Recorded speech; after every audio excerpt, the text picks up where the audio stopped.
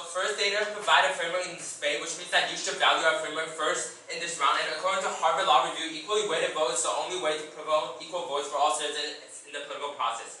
We outweighed the framework because they didn't provide one. And now on to the two-party systems. First, link. They said that two-party system is good. However, three-party system is better. Two-party system causes extreme polarization and breaks up national unity.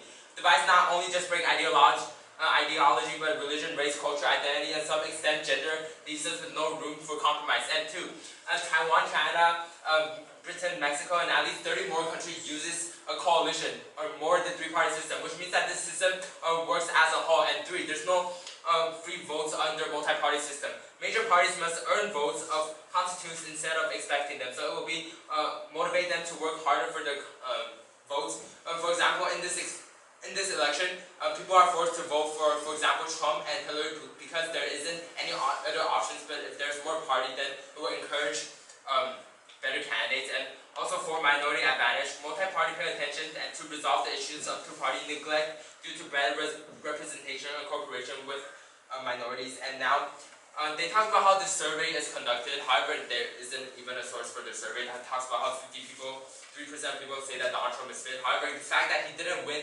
the popular vote means that most of the people don't think that Trump is actually a legitimate president. And also next, the argument is basically that people in swing states are more informed, so they should decide for the outcome of the election. However, under the national popular vote, every state will be competitive and we will have more informed voter nationwide. It is not fair that in the status quo we're excluding big states like California and small states like Wyoming.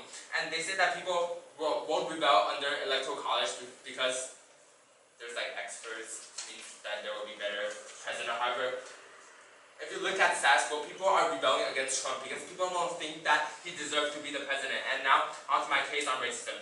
They said that federalism, they didn't address anything about racial minorities in this case. However, except my opponent's argument that talks about how many Asians and many blacks and Latinos are living in the safe states like Texas, California, and New York, which means that their votes will matter because like California and New York always votes for Democrats and Texas always votes for Republicans. So if we look at the 4 million views in Texas, all the votes are wasted due to a winner-take-all system. And now, I'll talk about why popular vote is good. First, according to Dr. Holmes, he's a professor of political science, he says that popular vote will lead to campaigns in more states and increase voter turnout. Talks about how popular vote generates a greater voter interest and turnout in presidential elections because election data shows that fewer people turn out in solid red or blue states. And it cited an example in this card talks about how in 2004, when North Carolina and Virginia became competitive, the voter turnout increased by 10%. And my next argument is by a former California senator, Haynes. He talks about how popular vote will require candidates to go to more states because every vote in every single state will matter and can change the outcome of the election. And talks about how candidates won't just devote their resources in few swing states; they will instead go to every single state to win the national popular vote. And now on popular vote.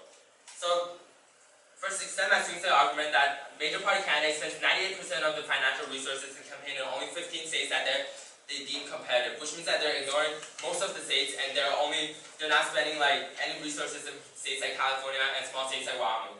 So under this system, it is flawed because most of the Americans are ignored, and also this trend continues post-election because federal government spends more money on swing states because those are the states that will get them re-elected and for the next term, which means that electoral college is flawed because it only benefits swing states and it doesn't benefit any other states and the majority of the citizens in America. That's why I urge them to go back.